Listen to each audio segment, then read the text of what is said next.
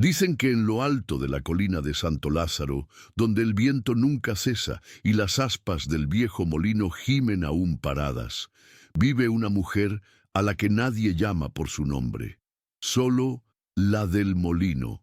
Hace 3 años que llegó, en una tarde gris de noviembre, vestida con un chal raído y un silencio tan espeso como la neblina que cubría los campos. Si estás escuchando esta historia desde algún lugar tan tranquilo como ese pueblo perdido en el mapa de Arizona, escribe en los comentarios desde dónde. Ves, aquí, en 1885, casi no llegan cartas, pero el viento parece saber más que el telégrafo. En esa época, el molino era solo un esqueleto de madera torcido, con la estructura de piedra agrietada y ventanas rotas. Los chicos decían que el lugar estaba embrujado, que nadie decente vivía allí, pero a ella no parecía importarle. Bajaba al pueblo solo cuando era necesario, para comprar jabón, sal gruesa o hilos de coser. Nunca respondía preguntas, nunca sonreía y nunca decía su nombre. Algunos creían que era muda, otros que escondía algo grave, pero con el tiempo la gente simplemente dejó de mirar. La invisibilidad, al fin y al cabo, también es una forma de exilio. El único sonido constante en ese molino era el crujido de las tablas y el silbido del viento por las rendijas. Ella dormía sobre una estera fina, calentada por un pequeño brasero antiguo, y vivía de lo poco que cultivaba en un cantero torcido en la parte trasera. A veces lavaba ropa en el arroyo, con los puños enrojecidos por el frío, pero nunca se quejaba.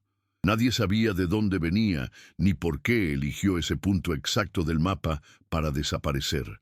Algunos apostaban que huía de la ley, otros decían que había perdido un hijo y enloquecido. Pero la verdad, como tantas veces en el oeste, se escondía entre líneas del silencio.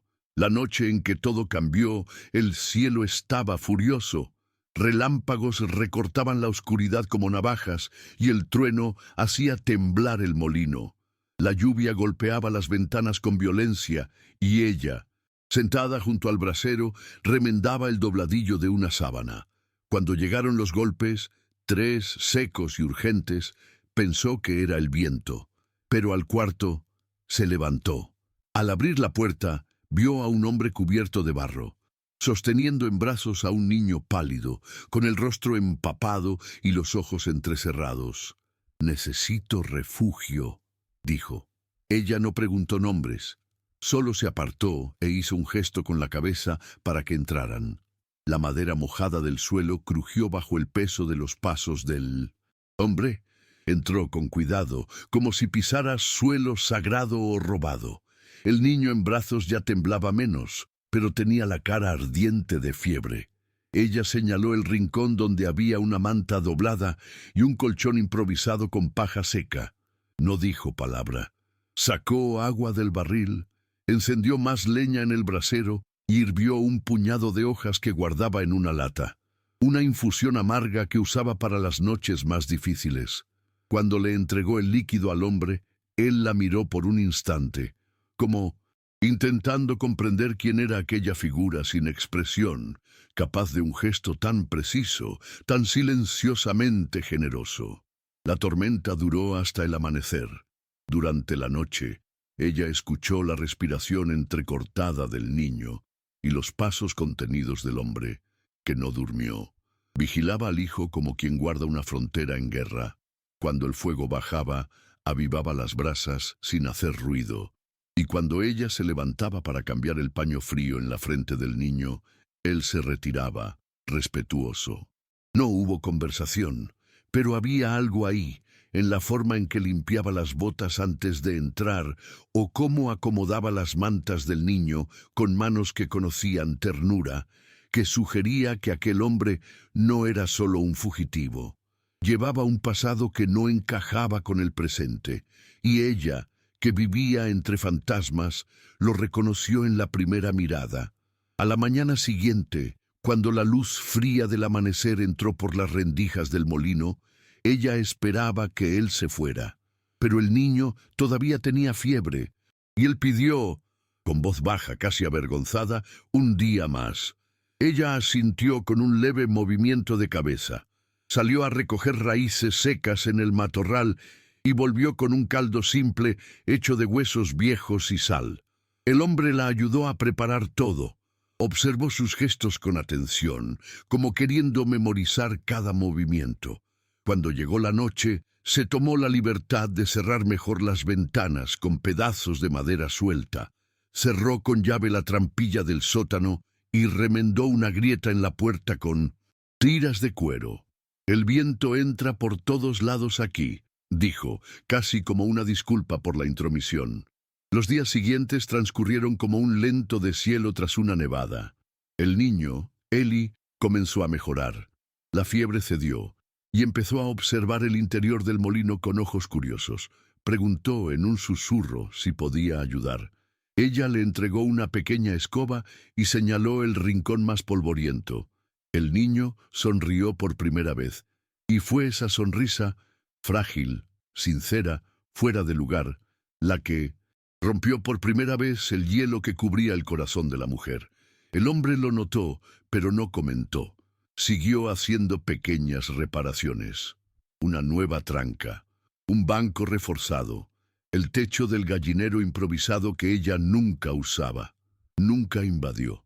Solo sumaba poco a poco, sin esperar respuesta. Y por primera vez desde que llegó, ella pensó que tal vez el molino ya no era solo suyo. Y eso no la asustó. En el pueblo abajo de la colina comenzaron las preguntas. Primero, discretas, mezcladas, con el tintinear de los vasos en el salón y el tic-tac de las piedras lanzadas en la veranda de la barbería. ¿Viste a ese hombre nuevo? Parece que subió al molino con un niño. En el oeste, lo nuevo era casi sinónimo de peligro. Y un forastero con un niño, aún más. Gente que no decía nombre, que aparecía en medio de una tormenta y no daba explicación, despertaba más desconfianza que pena. Pero nadie subió la colina. No todavía. El molino, con sus aspas inmóviles por el tiempo, era como una frontera invisible. Solo cruzaba a quien ya no tenía a dónde volver. Mientras los rumores crecían, ahí adentro la rutina cambiaba poco a poco. El niño ganaba color y coraje. Empezó a llamar a la mujer señora con un tono respetuoso y dulce. Le gustaba escuchar los crujidos del molino por la noche. Decía que parecía un bicho dormido.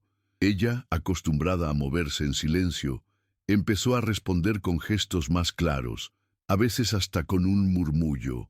Una tarde, mientras preparaba masa de pan, el niño preguntó por qué ella no hablaba más. Ella solo lo miró, y sus ojos dijeron lo que las palabras no podían. A veces el mundo calla a demasiada gente. Samuel, sentado en la puerta, escuchó la pregunta y el silencio que siguió. No interrumpió, solo respiró profundo, como quien carga culpas que no son solo suyas. En los días siguientes, Samuel exploró los alrededores del molino, reparó la cerca caída, cavó una pequeña zanja para drenar el agua de lluvia y limpió el establo vacío. Cuando ella vio lo que hacía, no protestó, solo observaba de lejos con la mirada de quien no está acostumbrada a ser ayudada. Por la noche, cuando todos dormían, escribía. Usaba un pequeño cuaderno de tapa de cuero y una pluma fina que guardaba envuelta en un pañuelo. Ella vio una vez, por casualidad. Reconoció en la caligrafía algo que no encajaba con el campo seco y las manos callosas. Letras dibujadas con paciencia, como las de los maestros de ciudad. Pero no preguntó. Aún no. Fue una tarde clara, cuando Eli ayudaba a recoger leña, que el niño hizo la pregunta que Samuel evitaba. «Papá, ¿nos quedaremos aquí para siempre?» Él dudó, bajando la mirada. «No sé, hijo». Entonces el niño miró el molino, a la mujer que separaba frijoles sentada en el escalón, y dijo, «Me gusta aquí». Ella no habla, pero escucha. Samuel asintió, pero el pecho se le apretó. Sabía que vivía un tiempo prestado, que en algún lugar, hombres con uniformes y papeles firmados aún lo buscaban, y ella también lo sabía. No con pruebas, pero con el instinto de quien aprendió a reconocer cuando alguien se esconde de algo más grande que sí mismo. Aún así, ese día, al ver al niño sonreír con los bolsillos llenos de piedritas y hojas secas, eligió no preguntar, porque a veces el silencio también es un refugio. En la sexta semana, desde la llegada de Samuel y Eli, el molino ya no era el mismo. Las aspas, aunque inmóviles, parecían menos vencidas por el tiempo. La madera de la puerta había sido cambiada. El brasero recibía leña nueva todos los días y hasta el sendero que llevaba del camino a la colina estaba más firme, menos resbaladizo. Era como si la presencia del padre y el hijo hubiera soplado vida en los rincones olvidados de la casa. La mujer notaba eso en pequeños detalles, en la ausencia de goteras que caían sobre su cama, en el aire más limpio, en el calor que permanecía hasta más tarde incluso en las noches frías. Pero no decía nada. Y tal vez por eso, Samuel tampoco decía. En el pueblo, sin embargo, el silencio dio paso al susurro desconfiado. La maestra de la escuela vio al niño un sábado, a la orilla del arroyo, y comentó que leía un libro de latín. ¿Latín?, preguntó el farmacéutico, frunciendo el ceño. ¿A qué edad? En esa tierra, pocos sabían leer, y aún menos sabían que era latín. Un niño flaco, con ojos grandes y zapatos demasiado limpios para el barro local, no pasaba desapercibido por mucho tiempo. Y Samuel, a pesar de la barba sin afeitar y la ropa gastada, no podía ocultar lo que era. Sus modales, sus palabras mesuradas, la forma en que miraba a las personas a los ojos sin miedo, todo en él era diferente a un colono común. El sheriff empezó a prestar atención, y cuando un viajero del norte comentó haber visto retratos buscados con un rostro parecido, el polvo del pasado empezó a levantarse de nuevo. Ella lo notó en un gesto casi imperceptible. Una tarde, mientras lavaba verduras, vio a Samuel detenerse de repente y mirar fijamente hacia el camino. Más abajo, dos jinetes cruzaban la plaza del pueblo. No preguntaron nada, no subieron, solo pasaron. Pero Samuel se quedó rígido. Por la noche, ella lo vio guardar apresuradamente el cuaderno de notas en el fondo de un baúl, debajo de ropa vieja. No era miedo lo que leyó en sus ojos.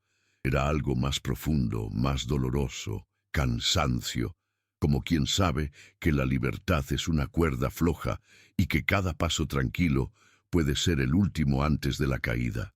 No preguntó nada, pero esa noche, por primera vez, cerró la puerta del molino por dentro. 2 días después, la verdad llegó disfrazada, como todo en esa historia. Eli, curioso, revolvía una caja de madera cuando dejó caer una pequeña medalla dorada. La mujer la recogió del suelo y reconoció en la inscripción fina el escudo del Consejo Territorial. No dijo nada. La guardó en el bolsillo del delantal y esperó al final del día. Cuando el niño durmió, se sentó cerca del fuego y entregó la medalla a Samuel. Él no intentó esconderse, no inventó mentiras, solo dijo: «Mi nombre es Samuel Roth, fui gobernador hasta que descubrí demasiado». Y entonces, como si finalmente pudiera respirar, contó todo: la red de corrupción, los contratos falsos, los aliados que se volvieron traidores, la emboscada forjada para silenciarlo. No pidió perdón, no pidió ayuda, solo quería que ella supiera. Y ella, como era de esperar, no respondió, pero puso más leña en el fuego y permaneció sentada a su lado, en silencio. A la mañana siguiente, la rutina siguió como si nada hubiera cambiado, pero había cambiado. No en el trato entre ellos, que seguía silencioso y respetuoso, sino en la forma en que ella observaba a Samuel. Ahora veía no solo al hombre que martillaba la tranca de la puerta o cuidaba al hijo con manos firmes. Veía también a alguien que había perdido todo por negarse a cerrar los ojos. Un hombre que podría haber elegido la fuga, el exilio lejano, el trato, pero eligió cargar al hijo por la noche, tocar la puerta de una mujer sin nombre y comenzar de nuevo con un balde de agua y un martillo. Eso la conmovía de una forma que no sabría explicar en voz alta, pero lo sentía, y eso bastaba. El invierno comenzó a anunciarse con vientos más secos y noches más largas. Eli, ahora más fuerte, ayudaba con las tareas y tenía la costumbre de dejar dibujos garabateados en pedazos de papel. En uno de ellos, pegado con cera al pie de la escalera, dibujó a los tres, ella, él y Samuel, de la mano frente al molino. Cuando vio el dibujo, ella quedó parada por un buen rato sin saber si debía arrancarlo o dejarlo allí. Lo dejó, porque allí había algo que nadie nunca le había dado. Un lugar, y más que eso, una forma de ser vista no como la mujer del molino, sino como alguien que pertenece. Por la noche, Samuel notó el dibujo y sonrió con los ojos. No dijo nada, pero el silencio entre ellos ya decía más que palabras. La paz, como siempre en el viejo oeste, era un bien frágil. Una tarde en que Samuel había bajado al pueblo para comprar herramientas, 3 hombres montados pasaron por el camino del molino. Usaban sombreros oscuros, botas demasiado caras para ese suelo agrietado y llevaban la postura de quien no pregunta, exige. Ella los observó desde dentro de la casa, sin moverse. Uno de ellos, más joven, llegó a señalar la casa con la barbilla, como tomando nota. Pero no bajaron. Solo siguieron adelante, levantando polvo y dejando atrás un presentimiento seco como el viento del norte. Cuando Samuel volvió, ella no comentó. Pero él notó en sus ojos, y en cómo la tranca había sido reforzada, que ella sabía. Y eso acortó el tiempo entre ellos. Fue la semana siguiente que ella decidió actuar. Tomó su vieja bolsa de cuero y partió sola, a pie, rumbo a Santa Clara, 2 leguas adelante. Allí vivía el juez Talbot, un hombre viejo, íntegro, que una vez le vendió una manta por la mitad del precio y dijo: «En este mundo no todos tienen que pagar con sangre». Llamó a su puerta al anochecer. El juez la reconoció de 1960 inmediato, pero extrañó verla allí. Hay alguien que necesita ser escuchado antes de que lo borren de la historia, dijo ella. Talbot la miró por largos segundos, como intentando descifrar qué había detrás de la firmeza de aquella mujer callada. Y entonces, con la serenidad de quien ya vio lo peor de los hombres, asintió. «Cuéntame todo». Y ella contó, pausadamente, con la exactitud de quien escuchó, más que habló toda la vida. El juez Talbot era un hombre acostumbrado a silencios que pesan más que gritos.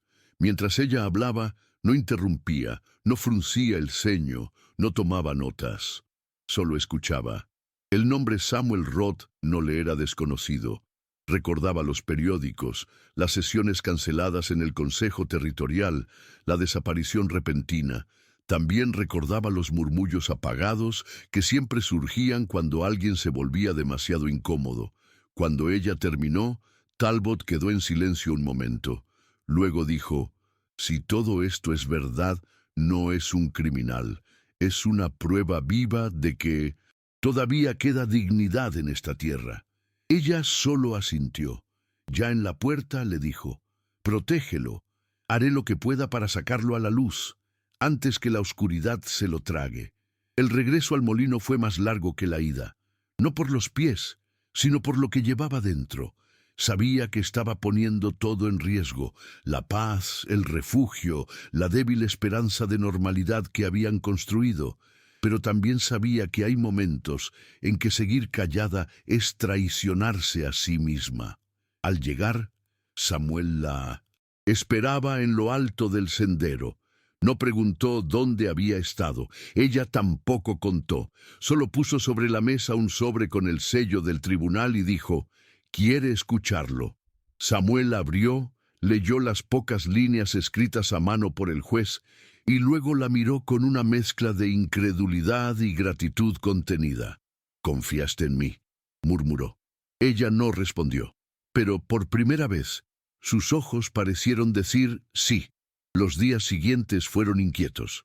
Talbot prometió llegar en la próxima luna llena con documentos y testimonios capaces de desmontar las acusaciones falsas. Pero el tiempo, cuando se espera justicia, suele doler. Samuel alternaba entre esperanza y temor. Eli percibía la tensión, pero no la comprendía del todo. La mujer seguía su rutina con la precisión de siempre, pero sus manos temblaban más al coser y sus ojos miraban frecuentemente hacia el camino, como midiendo la distancia entre el peligro y la salvación. Cuando finalmente vieron la carreta del juez aparecer en el horizonte, fue como si el molino respirara. Talbot bajó despacio, apoyado en su bastón, y dijo: «Aquí hay cosas que costarán caro a algunos hombres importantes, pero eso no me impedirá hacer lo correcto».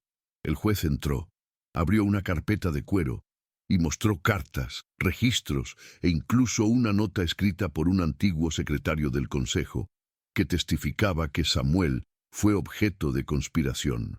«Con esto puedo revertir su orden de captura, pero debemos actuar con cuidado». Mientras hablaba, la mujer escuchaba, atenta, pero no se movía, hasta que tocaron la puerta 3 veces, rápido, seco, como aquella primera noche. Samuel se levantó instintivamente. El juez guardó los papeles de un solo gesto. Ella fue quien abrió la puerta. Afuera estaban 2 hombres altos, vestidos con sobriedad, mostrando insignias y una hoja impresa con sello oficial. «Venimos a buscar a Samuel Roth», dijeron, «por traición». Fue entonces cuando ella, la mujer que nunca se imponía, alzó la mirada y respondió con firmeza: «No con esos papeles falsos, y no en esta casa». Los hombres se miraron, sorprendidos por la resistencia de una mujer sin nombre, habitante de un molino olvidado. Uno de ellos, el más joven, sacó la pistola como si el gesto bastara para intimidar. Pero ella no retrocedió. «Soy testigo, y este juez también. Cualquier acción precipitada será llevada a juicio». Talbot, firme, mostró su identificación oficial. «Soy autoridad legal en este territorio, y tengo pruebas de que esta orden de arresto fue forjada». El hombre mayor dudó. «Recibimos órdenes directas de Elmsford». «Elmsford es parte del fraude», respondió el juez. El silencio entre los 4 duró más de lo necesario. Entonces, con un gesto contenido, los agentes dieron la vuelta. «Volveremos con refuerzos. Traigan lo que quieran. Aquí solo entra la verdad», dijo ella, antes de cerrar la puerta con la mano firme. Samuel quedó inmóvil por largos segundos. Luego se sentó, con los hombros pesados como plomo. «No tenías que hacer eso». «Volverán». La mujer, aún de pie, respondió sin mirar. «No abro la puerta a la mentira». Eli, escondido detrás de la escalera, corrió hacia su padre y se acurrucó a su lado. Samuel lo abrazó fuerte. El juez se acercó y habló en voz baja. «Intentarán acallar esto, pero si le damos visibilidad, si lo hacemos público antes de que ellos reaccionen, hay una oportunidad». Ella escuchó todo en silencio, pero esa noche, por primera vez, escribió una carta. Con manos firmes, escribió para el periódico. De Tucson, contando, sin nombres, la historia de un hombre traicionado por quienes juraron proteger la ley. Una historia de silencio y coraje, que empezaba con un niño febril y 3 golpes en la puerta. Los días siguientes fueron de tensión, pero también de transformación. El molino ya no era solo refugio, era trinchera. El pueblo, que antes ignoraba a la mujer de la colina, empezó a susurrar elogios entre las estanterías del almacén. Enfrentó a los federales con una mirada, decía la dueña del hostal. «Tiene más coraje que muchos sheriffs por ahí», decía el herrero. Y entonces, inesperadamente, comenzaron a subir, no soldados, sino gente común. Una mujer con 2 hijos pidió alojamiento por una noche. Un viejo que perdió el rancho llevó pan seco y ofreció ayuda para cortar leña. El molino se volvió punto de paso para los desplazados, gente que nunca tuvo dónde ser escuchada. Y la mujer, aunque sin decir nombre, Acogía a todos con un gesto breve y firme. Pueden entrar. Cuando la carta salió publicada en el periódico, las cosas cambiaron para siempre. Samuel ahora era conocido por quienes importaban. Talbot logró abrir una investigación formal y con la ayuda de un fiscal en El Paso desmontó la acusación oficial. Pero incluso cuando llegó la noticia de que estaba libre, Samuel dudó. «No sé si quiero volver», dijo, mirando por la ventana del molino. «Allá afuera era un hombre. Aquí solo soy yo». La mujer lo escuchó sin interrumpir. Luego puso sobre la mesa el cuaderno de caligrafía que él había escondido tantas veces. «Entonces escribe, pero escribe desde aquí. Lo que vale, queda». Samuel entendió, y esa noche, por primera vez, escribió sin esconderse, y ella, por primera vez, se sentó a su lado y observó en silencio. El molino que antes servía solo de refugio para fantasmas del pasado, empezó a latir con el presente. Niños corrían entre las plantas de maíz cultivadas por Eli, mujeres se turnaban en la cocina improvisada, y Samuel montó una pequeña mesa de madera para enseñar a leer y escribir a quien quisiera. Nadie preguntaba apellidos. Allí bastaba llegar y querer quedarse. La mujer seguía siendo la misma, discreta, firme, casi invisible. Pero ahora había un ritmo nuevo en sus gestos. Cuando cosía, era para alguien. Cuando cocinaba, era para muchos. Y cuando miraba por la ventana, ya no buscaba el vacío del camino, sino lo que aún iba a llegar por él. El juez Talbot regresaba de vez en cuando, siempre con una palabra de apoyo y una nueva donación. Libros, semillas, herramientas, una radio vieja que casi funcionaba. «Este lugar se ha convertido en más que un refugio. Es un faro», dijo una vez, observando el ir y venir de gente sencilla que entraba y salía del molino. Samuel sonrió, pero la mujer solo asintió, como quien acepta un elogio sin apropiárselo. Fue Talbot quien sugirió en voz baja que ella registrara oficialmente el terreno del molino a su nombre. «Ya le han quitado demasiado. Esta tierra debería tener dueño». Ella no respondió de inmediato. Le llevó días pensar, y cuando finalmente habló, dijo: «Si lo registro, el mundo querrá etiquetarme. Aquí nadie es posesión de nadie, ni yo». Talbot solo asintió, respetuoso, y nunca volvió a tocar el tema. Una noche de otoño, Eli despertó asustado por una pesadilla. La mujer fue a él, se sentó al borde del colchón y con dedos firmes le pasó la mano por el cabello.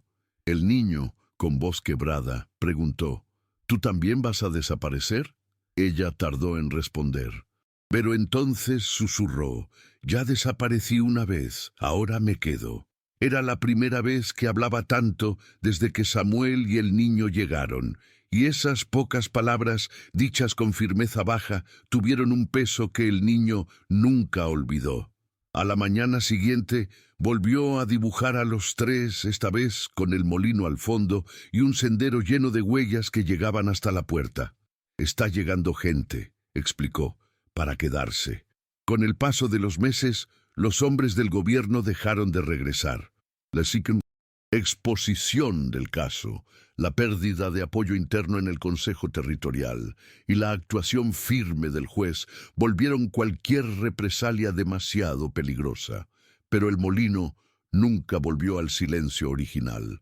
Era ahora lugar de paso, pero también de permanencia. Quienes llegaban traían algo de dolor, pero también ganas de empezar de nuevo.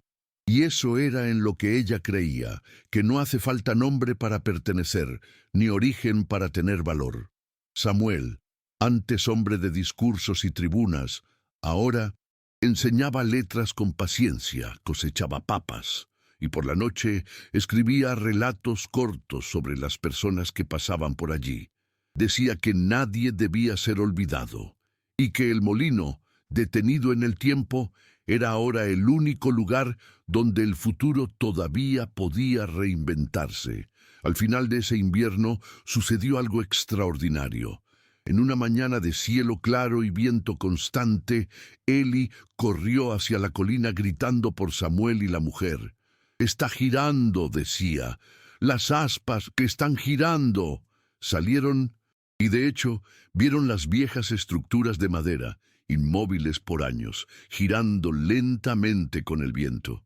El sonido era bajo, un crujido casi ancestral, como si el molino despertara de un sueño profundo. La mujer miró eso con los ojos llenos de lágrimas, no por el movimiento en sí, sino por lo que representaba. Era como si el lugar, antes casa de nadie, estuviera finalmente respirando por sí mismo. Eli saltaba alrededor, riendo. «Ahora funciona de nuevo», decía, sin saber que ciertas cosas en el oeste vuelven a girar no por reparación, sino por destino. Samuel puso la mano en el hombro de ella y dijo en voz baja: «Es tu molino». Ella movió la cabeza suavemente. «Es de quien lo necesita». Esa frase se quedó con él por días. Era simple, pero contenía un entendimiento que le había tomado toda una vida alcanzar. Allí, entre paredes de madera que ya habían alojado demasiado silencio, encontró lo que nunca buscó en los salones del poder: utilidad real. Había algo profundamente transformador en despertarse cada día sin títulos, sin agenda, sin enemigos políticos, solo personas. Y aunque el pasado aún lo rondaba en forma de recuerdos y cicatrices, ahora comprendía que el presente podía ser más fuerte que cualquier recuerdo, siempre que se viviera con verdad. En el pueblo ya se hablaba del molino como si fuera una institución. La maestra decía que allí estaban los mejores lectores del condado. El herrero llevaba herramientas para reparar y nunca cobraba. La tienda empezó a separar donaciones sin que nadie pidiera, y hasta los más escépticos comenzaron a respetar a esa mujer anónima, no porque ella buscara eso, nunca pidió reconocimiento, sino porque de algún modo su existencia callada se había convertido en símbolo de algo más grande. «No tiene nombre, pero tiene lugar», dijo el viejo Galeano, borracho y lúcido a la vez, una noche en el salón, y todos en la mesa asintieron, porque sabían que era verdad. En la casa, Samuel comenzó a catalogar los relatos que escribía sobre los visitantes del molino. Historias de madres que huyeron con sus hijos de maridos violentos, de niños huérfanos que ahora aprendían matemáticas con Eli, de ancianos que encontraron en la veranda del molino un último lugar para ser escuchados. «Si desaparezco otra vez», dijo una noche, «quiero que esto quede». La mujer, sentada a su lado, respondió: «Ya te quedaste». Y entonces, por primera vez, puso una hoja sobre la mesa y escribió 3 palabras: «La mujer del Pinto de Molino». Samuel leyó eso en silencio. No preguntó si era sobre ella o sobre todos, porque en el fondo entendió.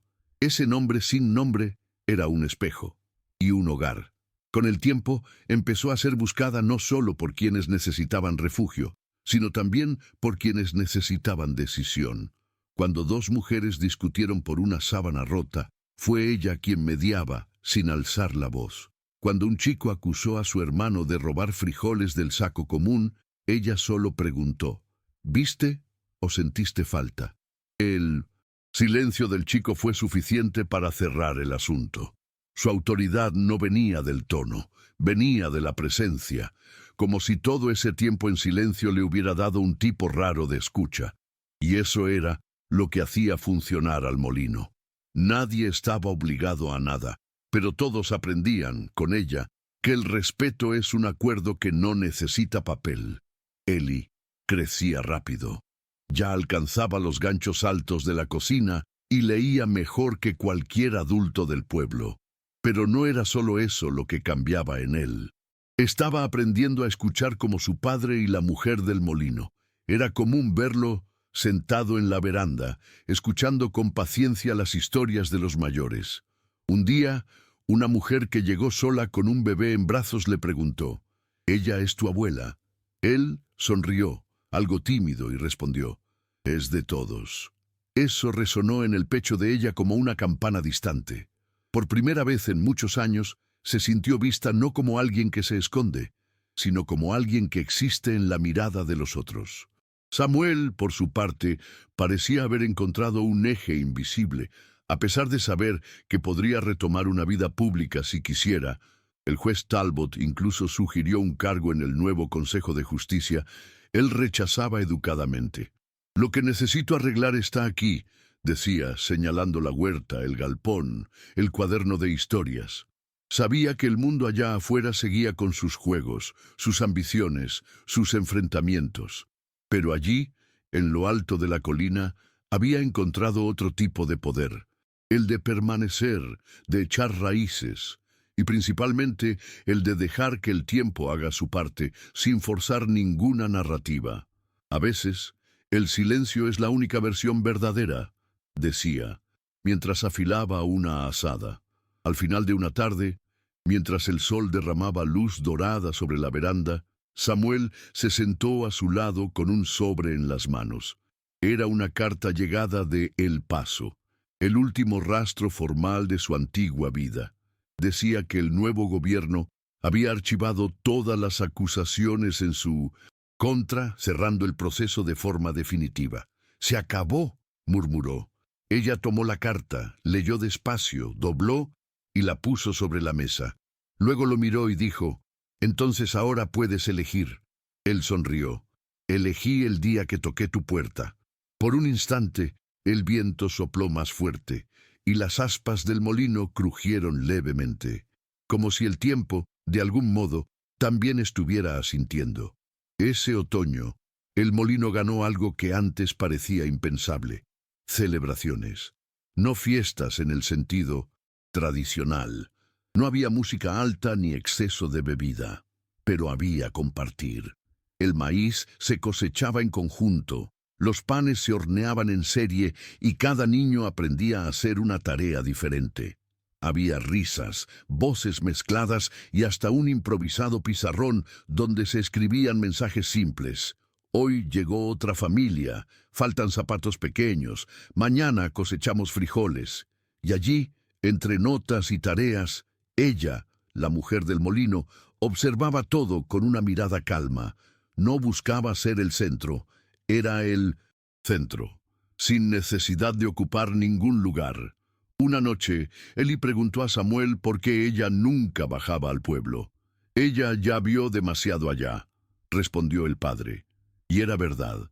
En el poblado, a pesar del respeto reciente, aún quedaban vestigios del viejo juicio.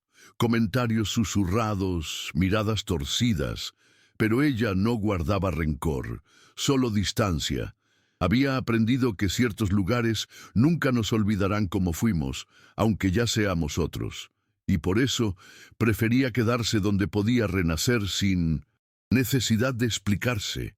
En el molino nadie le exigía pasado, y eso bastaba. A veces, sin embargo, se sentaba sola frente al fuego, mirando las llamas como quien revisita algo antiguo. En esos momentos, Samuel no la interrumpía. Sabía que hay recuerdos que arden en silencio y que cada uno necesita su tiempo para dejarlos convertirse en ceniza. Fue en una de esas noches que llegaron 3 niños juntos, 2 hermanas y un hermano, venidos de San Andrés, donde una epidemia había llevado a sus padres. Fueron acogidos sin preguntas. La mayor, con solo 12 años, ayudaba en la cocina con una destreza que emocionaba. El niño menor, de cabello claro y mirada asustada, no hablaba. No por elección, sino por trauma. La mujer del molino lo cuidó con la calma de siempre. Un paño húmedo en la frente, caldo tibio en las mañanas y largos silencios compartidos. En 2 semanas dijo una palabra: agua. Luego otra: gracias. Y un día la llamó. No dijo tía ni señora, solo dijo molino. Ella se giró y sonrió, pequeño, contenido, pero real. El molino ya no era solo una casa. Se había convertido en idea, memoria viva, posibilidad. Gente de lugares distantes empezaba a oír hablar de ese lugar donde se podía empezar de nuevo. Llegaban con miedo, con hambre, con vergüenza. Y allí, al cruzar la puerta, encontraban lo que ni sabían que buscaban: dignidad sin exigencia. Samuel escribía sobre eso cada noche. Decía que ese era el único lugar donde las personas dejaban sus historias antes de dormir, como quien se quita los zapatos en la entrada de casa. Y ella, aunque sin narrar nada, era quien escuchaba todo. Sabía lo que venía antes del nombre de cada uno. Y, sin decir palabra, recordaba todos los días: tienes un lugar aquí. Una tarde, mientras cortaba leña cerca de la huerta, Samuel escuchó a Eli llamarlo con urgencia. Corrió a la veranda y vio al niño señalar el sendero que venía del sur. Un jinete solitario se acercaba despacio, con la postura de quien trae noticias. Al llegar, desmontó sin prisa. Usaba sombrero claro, botas gastadas y llevaba en las manos una pequeña carpeta de cuero. «Busco a Samuel Roth», dijo. Samuel se presentó. El hombre no era hostil ni cordial, solo cansado. «Tengo una propuesta oficial. El nuevo consejo quiere que regreses. Necesitan a alguien íntegro, alguien que conozca las fallas desde dentro». Samuel escuchó en silencio. Luego miró el molino, a Eli, y por último a la mujer que había salido a la puerta, secándose las manos con el delantal. «No puedo aceptar. Aquí tengo lo que allá nunca encontré». El hombre no discutió, solo asintió, respetuoso, y se fue. Esa noche, Samuel contó a la mujer y al niño el contenido de la conversación. No esperaba aplausos, ni consejos. Solo quería compartir. Eli preguntó: «¿No quieres cambiar el mundo, papá?». Samuel respondió con calma: «Sí quiero, pero descubrí que cambiar una vida a la vez también cambia el mundo». La mujer escuchaba, sentada junto al fuego. Cuando terminó dijo: «El molino no necesita girar para hacer viento. A veces solo necesita quedarse firme». Samuel guardó esa frase como una oración, porque entendía ahora lo que ella había construido sin levantar nunca la voz. Un lugar que resistía, que no pedía nada más que verdad y permanencia. Con el tiempo, las marcas del pasado se borraron de los cuerpos, pero no de los recuerdos. Samuel aún soñaba con corredores oscuros y voces conspiratorias. La mujer a veces despertaba sobresaltada, como si escuchara gritos de lo que dejó atrás. Pero lo que antes era dolor solitario, ahora era cuidado compartido. Habían creado entre ellos un pacto mudo.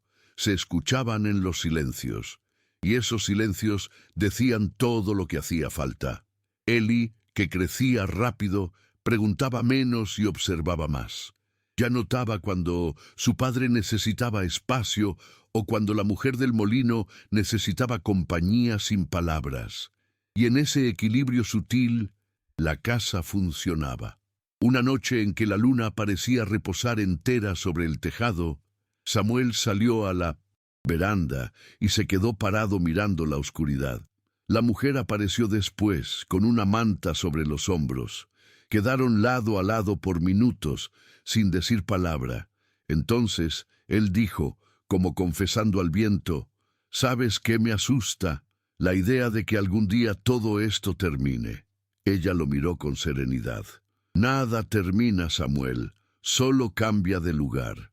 Él miró el molino, luego a ella, y sonrió con los ojos. En ese momento supo con certeza: aunque la madera se pudra, aunque los nombres se pierdan, ese tiempo, esa elección, esa mujer, vivirían en todo lo que aún vendría después. El tiempo, en el viejo oeste, no marca las horas con exactitud. Se mide por el cambio de estaciones, por el envejecimiento de los rostros, y por lo que permanece en pie cuando todo lo demás ya cayó. Pasaron años desde aquella primera noche de tormenta. Eli se convirtió en un joven alto, de mirada firme y manos callosas. Cuidaba las plantaciones con sabiduría, enseñaba a los más jóvenes a leer y escribía pequeños papeles que dejaba colgados cerca de la puerta del molino, avisos, poemas, reflexiones simples. Samuel, ahora con el cabello blanco y pasos más lentos, pasaba más tiempo sentado, revisando los viejos cuadernos. A veces leía en voz alta fragmentos de las historias que había registrado, nombres olvidados, gestos de coraje, pequeñas victorias de quienes solo querían existir en paz. La mujer seguía con el mismo ritmo silencioso de siempre. Las arrugas en su rostro no parecían signos de edad, sino de profundidad. Era como si cada línea contara un capítulo de una historia que nunca necesitó narrar en voz alta. Algunos de los niños que había acogido, ya crecidos, la visitaban con frecuencia. Traían panes, bordados, noticias de lejos. Una de ellas, ya madre, llamó a su hija Molina, en homenaje a quien nunca le negó refugio. Cuando la mujer del molino supo, solo sonrió y dijo, «Que crezca fuerte». No era gratitud lo que esperaba, era continuidad. Y eso, más que cualquier monumento o homenaje, era señal de que el molino había cumplido su papel. Una mañana, Samuel no bajó al desayuno. Eli lo encontró sentado en la silla de la veranda, mirando el horizonte con uno de los cuadernos en el regazo. Dormía profundamente, con una expresión serena en el rostro, pero ya no despertó. La noticia corrió despacio, como el viento que sube la colina. No hubo llanto fuerte ni lamentación exagerada. Había tristeza, sí, pero también un sentimiento de plenitud. Él había llegado allí huyendo de su propia historia y partió como parte de otra más grande. Fue enterrado bajo un roble que él mismo plantó en los primeros meses en el molino. En la tumba, ninguna inscripción pomposa. Solo una placa de madera con la frase que él mismo eligió. Aquí yo fui. La tarde siguiente al entierro, las aspas del molino giraron nuevamente. Era raro pero no imposible. El viento soplaba del este, fuerte, decidido. Eli miró la colina y luego a la mujer. Ella estaba parada junto a la puerta con el rostro vuelto hacia el sonido del crujido. Sus ojos estaban húmedos, pero firmes. Eli se acercó y preguntó, «¿Crees que él vio eso?» Ella respondió con una frase que él llevaría toda la vida. Lo que es verdadero nunca deja de girar. Solo espera el viento correcto. Y entonces entró. Volvió a la cocina y preparó sopa para todos los que estaban llegando. Porque la vida, incluso después del final, necesita seguir sirviéndose caliente para quien tiene frío. En los meses que siguieron a la partida de Samuel, el molino permaneció más vivo que nunca. Había, es verdad, un silencio más profundo en las noches, y el banco de la veranda donde él solía sentarse estaba casi siempre vacío. Pero su presencia parecía haberse arraigado en el lugar. Eli asumió con naturalidad las tareas del padre. Era él ahora quien leía las notas dejadas por los viajeros, quien anotaba nombres e historias en los cuadernos, quien enseñaba a los nuevos a sembrar, a sumar, a respetar el silencio de los demás. Había heredado, sin que nadie se lo exigiera, la delicada misión de mantener aquel mundo en equilibrio. La mujer del molino envejecía con la misma discreción con que siempre vivió. Había algo de roca en su figura, inmóvil, pero esencial. Los niños aún la llamaban solo señora, algunos, los más pequeños, molino, como si fuera un título. Nunca corregía, nunca se explicaba. Era como si comprendiera que el nombre, para ella, era secundario. Lo que importaba era lo que hacía con el tiempo que le se quedaba. Seguía despertando temprano, recogiendo hierbas del campo seco, cosiendo ropa para los pequeños, cuidando las gallinas. Pero había también una nueva costumbre. Cada tarde se sentaba a la sombra del roble donde Samuel fue enterrado. Quedaba allí quieta, como quien escucha una voz que trae el viento. Un día llegó al molino una joven con un niño en brazos. Venía de muy lejos, guiada solo por rumores. Al cruzar la puerta estaba sucia, cansada y con los ojos llenos de miedo. Al ver a la mujer del molino, dejó la maleta y dijo: «Me dijeron que aquí no hace falta tener nombre». La mujer, que en ese momento removía un caldo sobre el fuego, solo levantó la mirada y dijo: «Es verdad», y le hizo señas para que entrara. La joven lloró, no porque estuviera triste, sino porque había encontrado al fin un lugar donde el mundo no le exigía estar completa desde el primer momento. Allí bastaba con estar viva, y eso, en el oeste, ya era un comienzo suficiente. El molino siguió siendo aquello que nunca se planeó ser, y por eso mismo funcionaba. No había reglas escritas, ni estatutos, ni líderes, pero había ritmo, compasión y memoria. La mujer del molino seguía presente, más callada que nunca, pero cada vez más escuchada.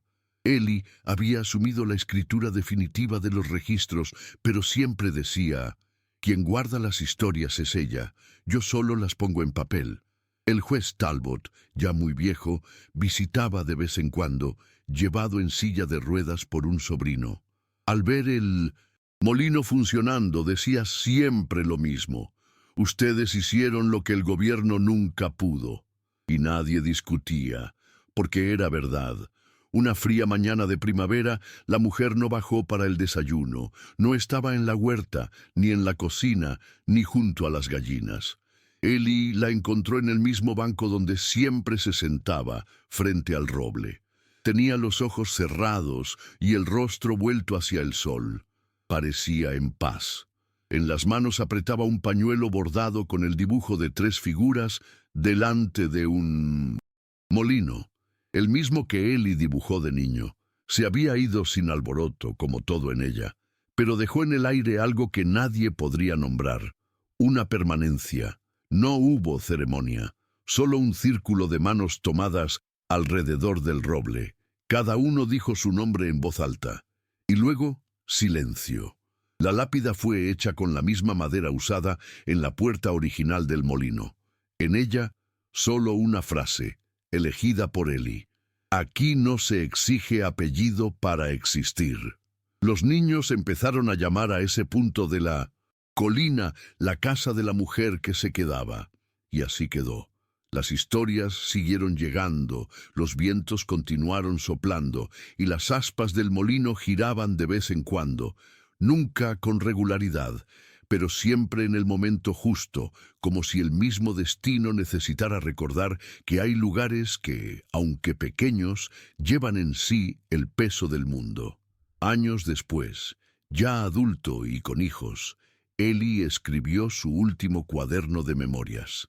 En él narró todo lo que recordaba: la noche de la tormenta, las manos del padre, el silencio de la mujer que nunca lo abandonó, la transformación del molino en refugio. Al final escribió: «Si llegaste hasta aquí buscando una historia con héroes y villanos, quizás te decepciones. Aquí solo había gente, gente tratando de continuar». Y en la última página dibujó el molino con las aspas girando, pequeñas figuras en la puerta y una frase corta bajo el sol poniente: «La mujer del molino estuvo aquí».